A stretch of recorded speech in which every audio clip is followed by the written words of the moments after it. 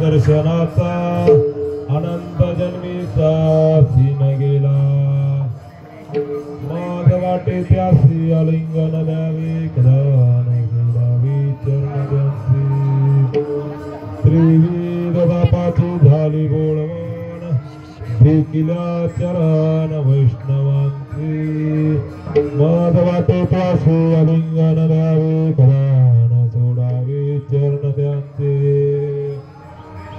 जनार्दनी घडो त्यांचा संग नवा योग जन्मोजन्मी माझ वाटे त्यासी आलिंगन द्यावे कदान सोडावे चरण त्यांचे नमो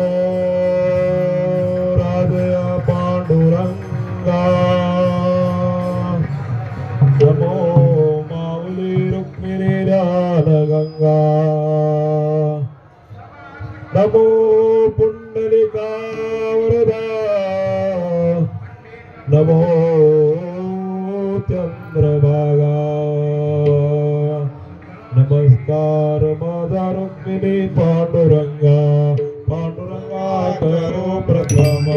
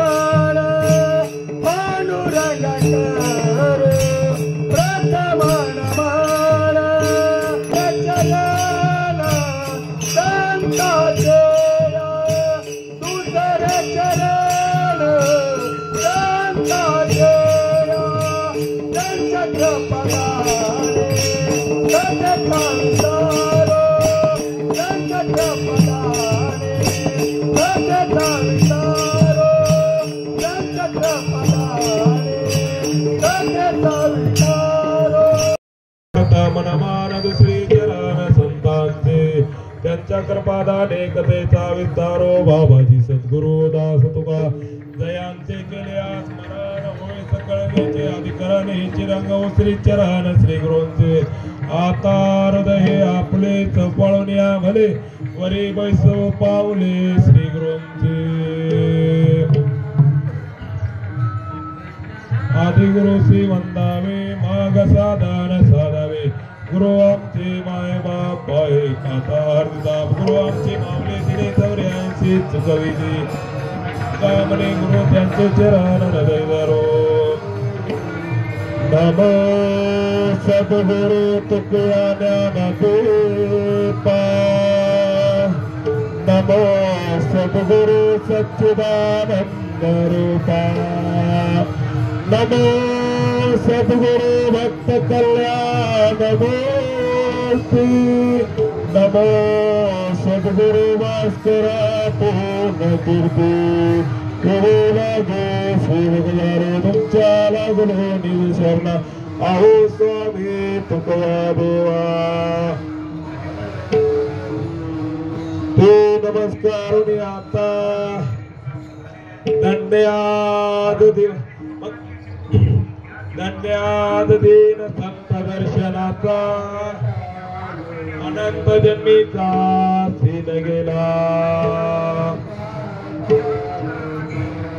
प्रस्तुत कीर्तन रूपी सेवेकरता निवेदन अभंग शांती परब्रह्म एकनाथ महाराज यांचा 4 चरणाचा या अभंगाच्या माध्यमातून महाराज काय वर्णन करतात किंवा धन्यता त्या ठिकाणी व्यक्त करतात की धन्य आज म्हणजे धन्य आज दिन आहे धन्य कोणता दिवस आजचा रोजचा दिवस कोणता आहे रोज असणारा दिवस धन्य आहे का नाही रोज असणारा दिवस पण धन्य आहे पण आज विशेष महत्व आहे त्याला त्या ठिकाणी महाराज मध्ये धन्य आज धन्यता त्याला व्यक्त करतात व धन्य आज धन्यता धन्यते संसारे कुणाला त्या ठिकाणी धन्यता व्यक्त करतात की त्या धन्य आज दिन म्हणजे संतांच्या दर्शनाचा योग येणं याला त्या ठिकाणी धन्यता म्हणतात प्रत्येकाचं त्या ठिकाणी अपेक्षा असते किंवा धन्य आज दिन म्हणजे सर्वांचं एकच लक्ष आहे की संतांचं दर्शन व्हावं आणि त्याला त्या ठिकाणी ज्याला त्या ठिकाणी संतांचं दर्शन झाले किंवा संत दर्शनाचा योग आहे आजचा दिवस आहे आणि त्याला धन्यता त्या ठिकाणी महाराजांनी व्यक्त केलेली आहे पण त्यासाठी त्यांना त्या ठिकाणी अनुसरून तुकाराम महाराज पण वर्णन करतात किंवा शरण शरण एक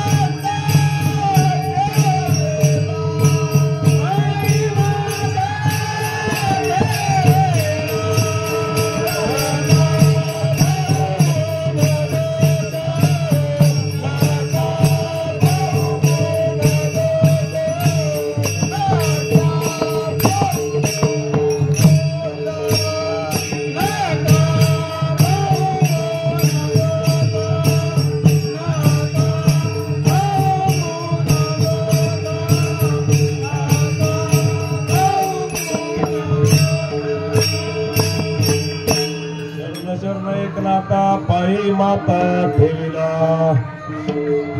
नका पाहू गुण दोष झालो दास मग तुकाराम महाराज काय म्हणतात किंवा शरण शरण एकनाथा पायी माता ठेविला मग माता त्या ठिकाणी पायावर कुणाच्या ठेवला महाराजांच्या आणि त्यावेळेस तुकोबरायांच्या वर्णन आहे किंवा काय करायचं शरण शरण एकनाथा पायी माता ठेविला मग मातेला त्या ठिकाणी दर्शन त्या ठिकाणी संतांचं घेतल्यानंतर त्याच्यामध्ये त्या ठिकाणी गुणदोष पाहायचा नाही गुणदोष त्याच्यामध्ये त्याच्याबद्दल त्या ठिकाणी कोणता त्या ठिकाणी दोष काढायचा नाही असं महाराजांनी सांगितलं नका पाहू गुणदोष दानो दास पायाचा. मग त्या गुणदोष न पाहता त्या ठिकाणी महाराजांनी दासत्व निकट केलेलं दास झालो म्हणतात त्या संतांचं दर्शन झाल्यावर. एकनाथ महाराजांचं दर्शन झाल्यानंतर तुकाराम महाराज म्हणतात मी त्यांच्या पायाचा दास झालो. मग तेच अनुसारून महाराज पण सांगतात शरण शरण एकनाथा आपलं कन्याद दीन संत दर्शनातला. मग त्या संतांचं दर्शन घेतल्यानंतर अनंत जन्मीचा शीन असा निघून जातो. अनंत जन्मीचा शीन बघा दुसऱ्या त्या ठिकाणी दुसऱ्या दर्शनामध्ये लाभ आहे का?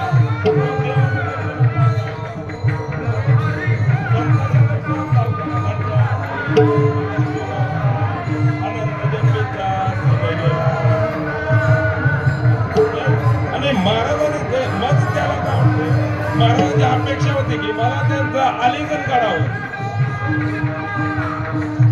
आलिंगनाचे त्या ठिकाणी प्रकार वेगळे आहेत भरपूर प्रकार आहेत.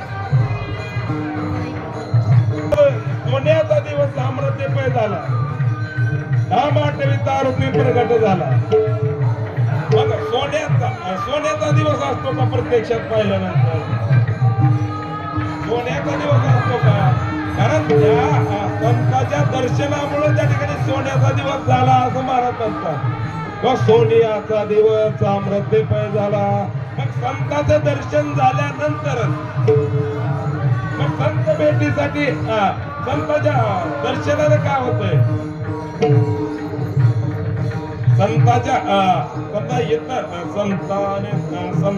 संताने सरिता किलो दैशा परी चंदनाने बोरी व्यापलेल्या. मग त्या चंदनाने त्या ठिकाणी बोरी व्यापल्या. बोरी असणाऱ्या कशा त्या काटाळाच्या किंवा त्या अनेक ठिकाणी वृक्ष असतात. मग त्या वृक्षाला त्या ठिकाणी चंदन काय करतो आपल्यासारखं त्या ठिकाणी करत असतो. म्हणजे त्याला त्या ठिकाणी सुगंध आणतो. म्हणजे इतर झाडांना किती पण झाड असू दे त्याच्या बाबतीत त्या झाडाला त्या ठिकाणी त्याच्यासारखं बनवतो. पण त्याच्यामध्ये समजा ते कळकाचं झाड आहे येळोचं आहे त्याला ते तसं ते करू शकत नाही कारण त्याची उणीव त्या ठिकाणी आहे. पण संत तसं करत नाही. संतांच्या दर्शनात आल्यानंतर किंवा संतांच्या संगतीत आल्यानंतर त्यांच्या सारखं त्या ठिकाणी करतात. मग संतांच्या प्राप्तीमुळे त्या ठिकाणी देवाची भेट होते किंवा देवाची भेट ना देव प्राप्ती होऊन देव होताच येते. संतांच्या दर्शनामुळे देव होते. त्यासाठी महाराजांनी काय सांगितलं संत आपलं धन्य धन्य म्हणतात. धन्य संत दर्शनाचा की आजचा दिवस असणारा संत दर्शनाचा धन्य आज दिन. मग त्याच्यामुळे काय होते अनंत जन्मीचा त्या ठिकाणी शीन निघून गेला म्हणून सांगतात. एक जन्माचा नाही किंवा 2 जन्माचा नाही अनंत जन्मीचा. अनंत जन्मीचा शीन म्हणजे काय? शीन म्हणजे समजा पूर्वीचा तो निघून गेला आणि आपला असणार पूर्वीचं जे काय दुःख आहे पाप आहे ते त्याच्यामधून त्या ठिकाणी निघून गेलं. आता त्रिविध तापाचं त्या ठिकाणी बोल आधी आनंद जन्मीचा शीन गेला आणि शीन गेला कशा पापता पदैने जाए ओटा ओटी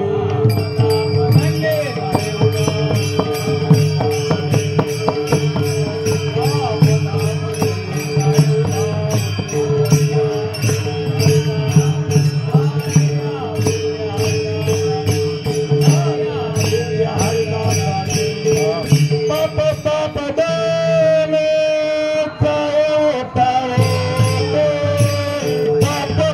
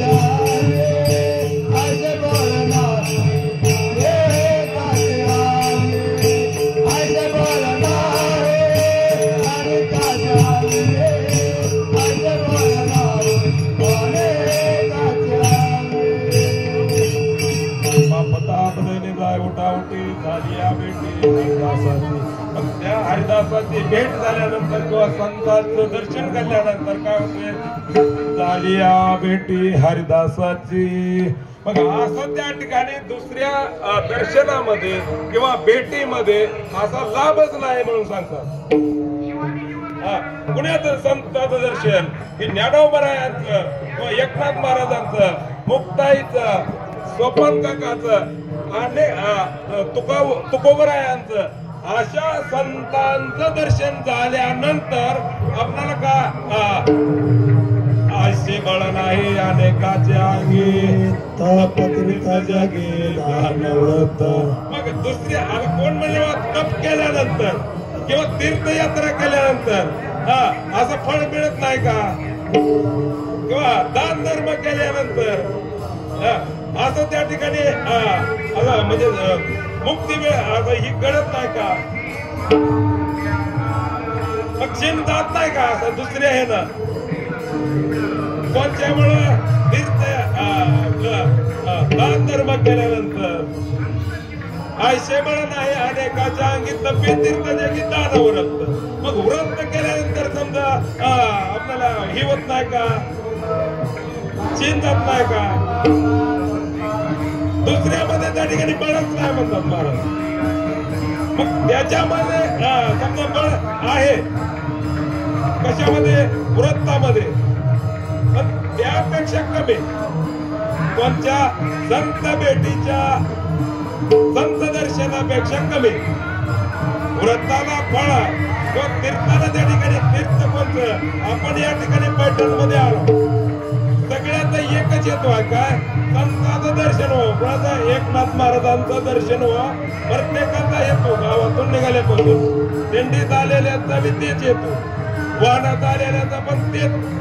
प्रत्येकाचं एकच की बुवा संतांचं दर्शन व्हावं, एकनाथ महाराजांचं निश्चित. पण आता त्या चरणाचा आयशे बळ नाही आणि काच्या अंगी. मग दुसऱ्याच का बळ नाही म्हणून तर सांगतात. तीर्थामध्ये तीर्थक्षेत्राच्या ठिकाणी समजा आपण आलो, मग त्यावेळेस काय होतंय, पुण्य करता करता पाप करते. आता समजा ते पेढेवाले असते तिकडे, अगर अनेक त्या ठिकाणी मनोकेवाले असते भरपूर किंवा माळा ऐकणारे असते, त्याचं त्या ठिकाणी आपण काय करता, जाता जाता एक दोन पेढे घ्यायचे किंवा बघण्यासाठी मनोके घ्यायचे किंवा अनेक आपण माळा चोरते. मग ते तसं जर त्या ठिकाणी केलं तर त्या ठिकाणी तीर्थाच्या ठिकाणी पुण्य करते का पाप करते, पाप करते का. बर, आपण जर समजा भगवंताचं नामचिंतन आपल्या घरी केलं, घरी जर समजा 100 वेळेस केलं, 100 वेळेस घरी केलेलं आणि मंदिरात 1 वेळेस केलेलं बरोबर आहे. मंदिरात 100 वेळेस केलेलं आणि तीर्थाच्या ठिकाणी 1 वेळेस केलेलं बरोबर होतं. म्हणजे 100 पट त्याचं पुण्य वाढतंय. कुठं तीर्थयात्रेच्या म्हणजे तीर्थाच्या ठिकाणी नामस्मरण केलं, भक्ती केली, अभंग म्हणले, भजन केलं, कीर्तन केलं किंवा सगळं त्या ठिकाणी. जर आता रात्री त्या पलीकडल्या पडावर रामायण चालू होतं वाचा, मग त्या पद्धतीने समजा भक्ती केल्यानंतर पुण्य वाढतंय निश्चित. तर त्याच पद्धतीने समजा आपण जर तीर्थाच्या ठिकाणी जर समजा चोरी केली तर त्याचं त्या ठिकाणी पुण्य किती लागणार आहे व पाप किती लागणार आहे. मग 100 पट त्या ठिकाणी पाप वाढलेच की तीर्थाच्या पण ठिकाणी. मग ती पाप कुठे जाणार आहे? ते पापाला त्या तर मुक्तीच आहे. कारण तीर्थाच्या ठिकाणी पाप केलेलं त्याचा त्या ठिकाणी निष्कर्ष होत नाही. ऐसे बळ नाही अनेकाचे अंगी तपे तीर्थ जागी दान व्रत. मग तीर्थाच्या ठिकाणी जर आपण समजा सत्य कर्म केलं, आचरण सत्य केलं तर त्या ठिकाणी पुण्य वाढते. मग त्याच्यासाठी महाराज म्हणतात का धन्याद दिन संत दर्शनाचा. मग संतांच्या दर्शनामुळे त्या ठिकाणी धन्यता प्राप्त होते. मग दिवसच ते आज धन्य. मग त्याच्यामुळं काय होतंय, अनंत जन्मीचा असणारा सीन निघून जातो आणि मज वाटते त्याची आलिंगन द्यावे. केव्हा वाटतंय? आपला सीन निघून गेल्यानंतर आलिंगन त्या संताला दिलं तर का आलिंगनाच्या दुसऱ्या त्या ठिकाणी महाराजांनी सांगितलंय की आलिंगने संताची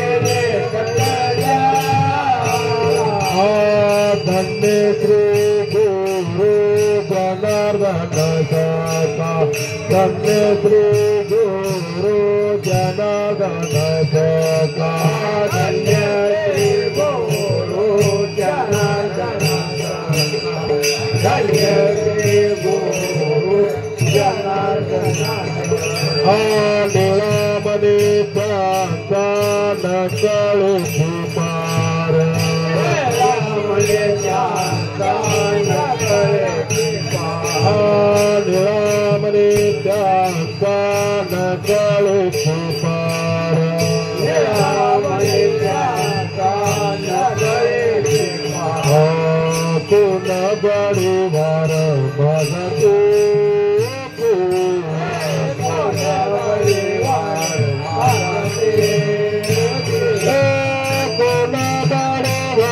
भगते तू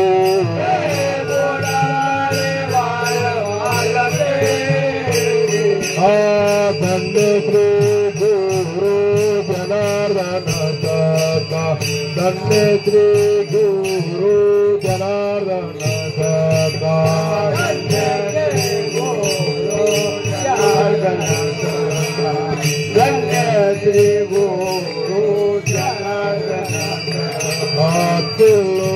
सुधा पावन के पावन के पावन के पावन के धन्य श्री गुरु जनार्दन सदा धन्य श्री गुरु जनार्दन सदा